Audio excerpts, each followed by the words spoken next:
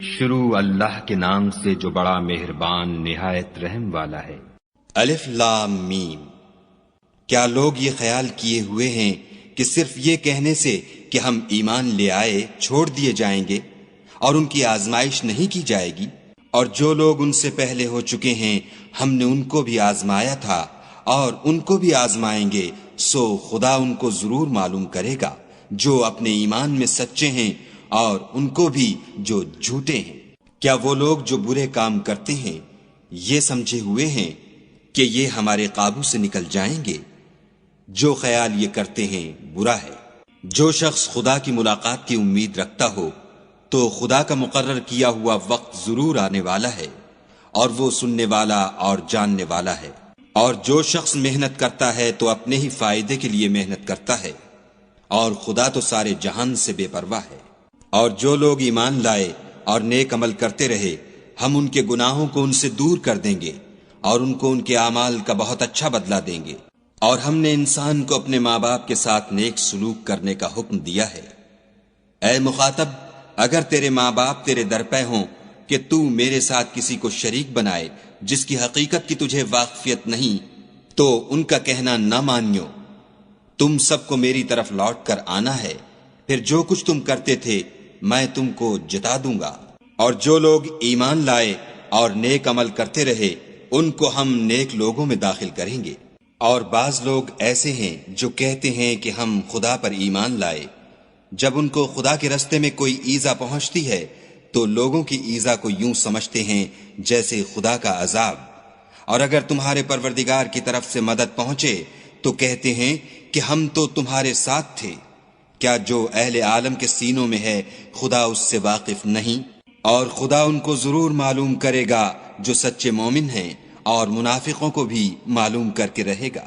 اور جو کافر ہیں وہ مومنوں سے کہتے ہیں کہ ہمارے طریق کی پیروی کرو، ہم تمہارے گناہ اٹھا لیں گے، حالانکہ وہ ان کے گناہوں کا کچھ بھی بوجھ اٹھانے والے نہیں۔ کچھ شک نہیں کہ یہ جھوٹے ہیں، اور یہ اپنے بوجھ بھی اٹھائیں گے اور اپنے بوجھوں کے ساتھ اور لوگوں کے بوجھ بھی۔ اور جو بہتان یہ باندھتے رہے قیامت کے دن ان کی ان سے ضرور پرسش ہوگی۔ اور ہم نے نوح کو ان کی قوم کی طرف بھیجا تو وہ ان میں 50 برس کم 1000 برس رہے، پھر ان کو طوفان کے عذاب نے آ پکڑا اور وہ ظالم تھے۔ پھر ہم نے نوح کو اور کشتی والوں کو نجات دی، اور کشتی کو اہل عالم کے لیے نشانی بنا دیا۔ اور ابراہیم کو یاد کرو جب انہوں نے اپنی قوم سے کہا کہ خدا کی عبادت کرو اور اس سے ڈرو، اگر تم سمجھ رکھتے ہو تو یہ تمہارے حق میں بہتر ہے۔ تم تو خدا کو چھوڑ کر بتوں کو پوجتے اور طوفان باندھتے ہو، تو جن لوگوں کو تم خدا کے سوا پوجتے ہو وہ تم کو رزق دینے کا اختیار نہیں رکھتے۔ پس خدا ہی کے ہاں سے رزق طلب کرو اور اسی کی عبادت کرو اور اسی کا شکر کرو، اسی کی طرف تم لوٹ کر جاؤ گے۔ اور اگر تم میری تکذیب کرو تو تم سے پہلے بھی امتیں اپنے پیغمبروں کی تکذیب کر چکی ہیں، اور پیغمبر کے ذمے کھول کر سنا دینے کے سوا اور کچھ نہیں۔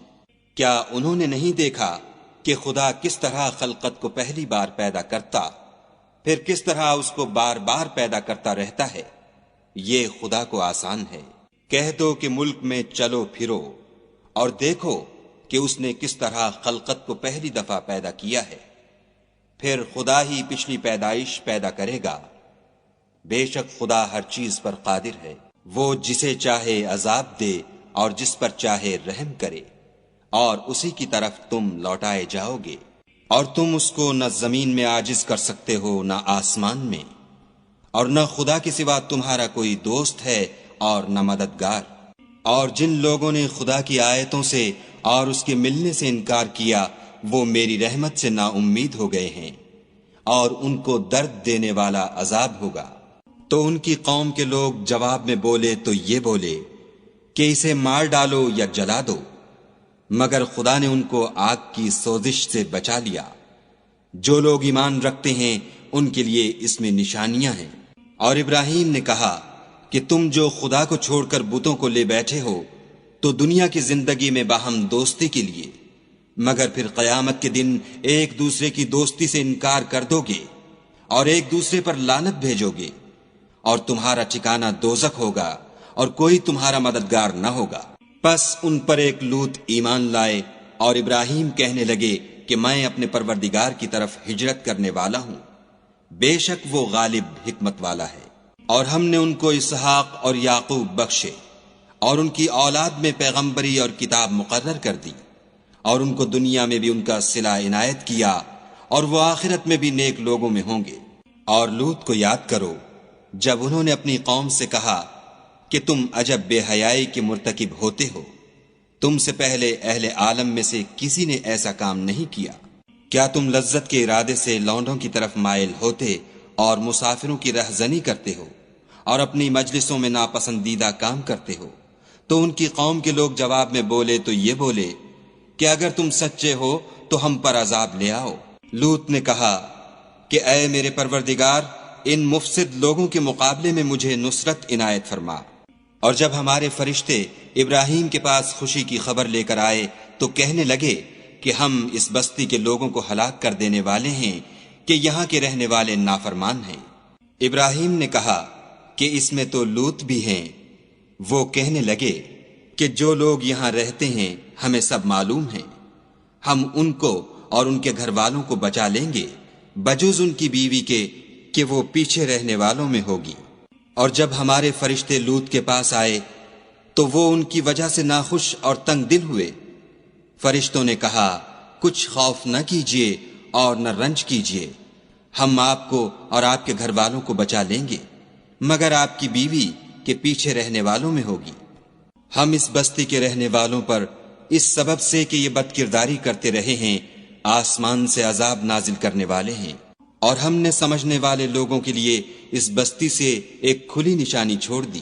اور مدین کی طرف ان کے بھائی شعیب کو بھیجا تو انہوں نے کہا اے قوم، خدا کی عبادت کرو اور پچھلے دن کے آنے کی امید رکھو اور ملک میں فساد نہ مچاؤ، مگر انہوں نے ان کو جھوٹا سمجھا، سو ان کو زلزلے کے عذاب نے آ پکڑا اور وہ اپنے گھروں میں اوندھے پڑے رہ گئے۔ اور عاد اور سمود کو بھی ہم نے ہلاک کر دیا، چنانچہ ان کے ویران گھر تمہاری آنکھوں کے سامنے ہیں، اور شیطان نے ان کے اعمال ان کو آراستہ کر دکھائے اور ان کو سیدھے رستے سے روک دیا، حالانکہ وہ دیکھنے والے لوگ تھے۔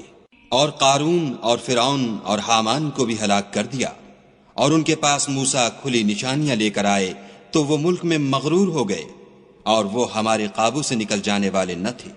تو ہم نے سب کو ان کے گناہوں کے سبب پکڑ لیا، سو ان میں کچھ تو ایسے تھے جن پر ہم نے پتھروں کا مہ برسایا، اور کچھ ایسے تھے جن کو چنگھاڑ نے آ پکڑا، اور کچھ ایسے تھے جن کو ہم نے زمین میں دھسا دیا، اور کچھ ایسے تھے جن کو غرق کر دیا۔ اور خدا ایسا نہ تھا کہ ان پر ظلم کرتا، لیکن وہی اپنے آپ پر ظلم کرتے تھے۔ جن لوگوں نے خدا کے سوا اوروں کو کارساز بنا رکھا ہے، ان کی مثال مکڑی کسی ہے کہ وہ بھی ایک طرح کا گھر بناتی ہے، اور کچھ شک نہیں کہ تمام گھروں سے کمزور مکڑی کا گھر ہے۔ کاش یہ اس بات کو جانتے۔ یہ جس چیز کو خدا کے سوا پکارتے ہیں، خواہ وہ کچھ ہی ہو، خدا اسے جانتا ہے، اور وہ غالب اور حکمت والا ہے۔ اور یہ مثالیں ہم لوگوں کے سمجھانے کے لیے بیان کرتے ہیں، اور اسے تو اہل دانش ہی سمجھتے ہیں۔ خدا نے آسمانوں اور زمین کو حکمت کے ساتھ پیدا کیا ہے، کچھ شک نہیں کہ ایمان والوں کے لیے اس میں نشانی ہے۔ اے محمد صلی اللہ علیہ وآلہ وسلم، یہ کتاب جو تمہاری طرف وحی کی گئی ہے، اس کو پڑھا کرو اور نماز کے پابند رہو۔ کچھ شک نہیں کہ نماز بے حیائی اور بری باتوں سے روکتی ہے، اور خدا کا ذکر بڑا اچھا کام ہے، اور جو کچھ تم کرتے ہو خدا اسے جانتا ہے۔ اور اہل کتاب سے جھگڑا نہ کرو مگر ایسے طریق سے کہ نہایت اچھا ہو۔ ہاں، جو ان میں سے بے انصافی کریں ان کے ساتھ اسی طرح مجادلہ کرو، اور کہہ دو کہ جو کتاب ہم پر اتری اور جو کتابیں تم پر اتریں ہم سب پر ایمان رکھتے ہیں، اور ہمارا اور تمہارا معبود ایک ہی ہے، اور ہم اسی کے فرما بردار ہیں۔ اور اسی طرح ہم نے تمہاری طرف کتاب اتاری ہے، تو جن لوگوں کو ہم نے کتابیں دی تھیں وہ اس پر ایمان لے آتے ہیں، اور بعض ان مشرک لوگوں میں سے بھی اس پر ایمان لے آتے ہیں، اور ہماری آیتوں سے وہی انکار کرتے ہیں جو کافر ازلی ہیں۔ اور تم اس سے پہلے کوئی کتاب نہیں پڑھتے تھے، اور نہ اسے اپنے ہاتھ سے لکھ ہی سکتے تھے، ایسا ہوتا تو اہل باطل ضرور شک کرتے، بلکہ یہ روشن آیتیں ہیں جن لوگوں کو علم دیا گیا ہے ان کے سینوں میں محفوظ، اور ہماری آیتوں سے وہی لوگ انکار کرتے ہیں جو بے انصاف ہیں۔ اور کافر کہتے ہیں کہ اس پر اس کے پروردگار کی طرف سے نشانیاں کیوں نازل نہیں ہوئیں؟ کہہ دو کہ نشانیاں تو خدا ہی کے پاس ہیں، اور میں تو کھلم کھلا ہدایت کرنے والا ہوں۔ کیا ان لوگوں کے لیے یہ کافی نہیں کہ ہم نے تم پر کتاب نازل کی جو ان کو پڑھ کر سنائی جاتی ہے؟ کچھ شک نہیں کہ مومن لوگوں کے لیے اس میں رحمت اور نصیحت ہے۔ کہہ دو کہ میرے اور تمہارے درمیان خدا ہی گواہ کافی ہے، جو چیز آسمانوں میں اور زمین میں ہے وہ سب کو جانتا ہے۔ اور جن لوگوں نے باطل کو مانا اور خدا سے انکار کیا وہی نقصان اٹھانے والے ہیں۔